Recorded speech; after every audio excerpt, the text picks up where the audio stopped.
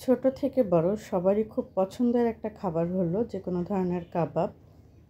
সেটা চিকেন কাবাব হোক বা বিফ কাবাব হোক বা আপনি বিভিন্ন ধরনের সবজি দিয়েও যে কাবাব করা যায় বা ডালের যে কাবাব করা যায়, যেটাই হোক না কেন, কাবাব জিনিসটা আসলে সবাই খুব পছন্দ করে থাকে। তো প্রথমে যেটা করলাম, বুটের ডালটাকে আমি 2-3 ঘন্টা ভিজিয়ে রাখলাম। তারপর ডালটা প্রেসার কুকারে দিয়ে তাতে চিকেনগুলো খুব ছোট ছোট করে কেটে ধুয়ে দিলাম।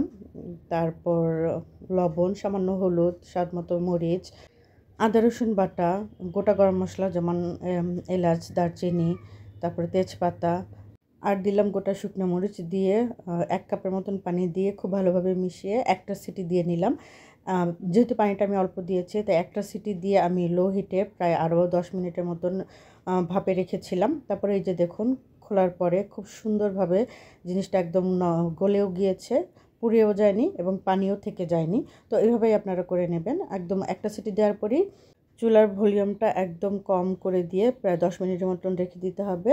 তারপরে খুলেই দেখুন খুব সুন্দরভাবে জিনিসটা একদম সফট হয়ে গিয়েছে, একদম গলে গিয়েছে। আমি আপনাদের একটু দেখিয়ে দিচ্ছি ডালটা কী পরিমাণ গলে গিয়েছে। একদম ধরার সাথে সাথে একদম গলে মম হয়ে গিয়েছে। তো যাই হোক, এভাবেই আপনারা করে নেবেন। তারপর আমি এটাকে একটা প্লেটে তুলে নিলাম। প্লেটে তুলে নেওয়ার পর আমি আপনাদের দেখিয়ে দিচ্ছি যে মাংসটা একেবারে গলে গিয়েছে। তারপর আমি এখন এটাকে হালকা একটু প্রেস করে নেব, অর্থাৎ হালকা একটু বাটার দিয়ে নেব।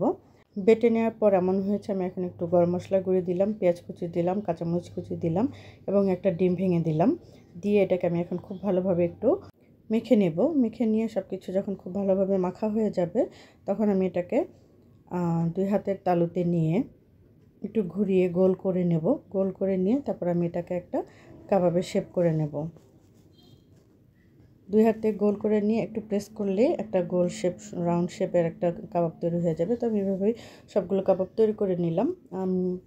তৈরি করে নিয়ে আমি এখন এগুলোকে ভেজে নিচ্ছি। এটাকে আপনি আপনার পছন্দ মতন ভাজা দিয়ে নিতে পারেন। আপনি এটাকে গাঢ় ব্রাউন কালারও করে নিতে পারেন, অথবা হালকা একটু যে ব্রাউন কালারটা হয় সেটাও করে নিতে পারেন।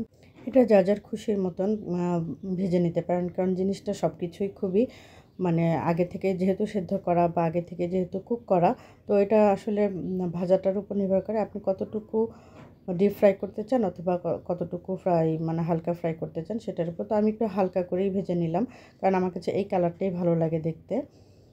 তারপরে যদি আবার আমার গরম করে খেতে ইচ্ছা করে, তখন আমি আবার দেখা যায় যে আবার একটু তেলে ভেজে নিই, তখন আবার কালারটা আগে একদম গাঢ় ব্রাউন কালার হয়ে যায়। তো আমি এভাবেই পরবর্তী যে কাবাবগুলো রয়ে গিয়েছিল সেগুলো হালকা ভেজে নিলাম।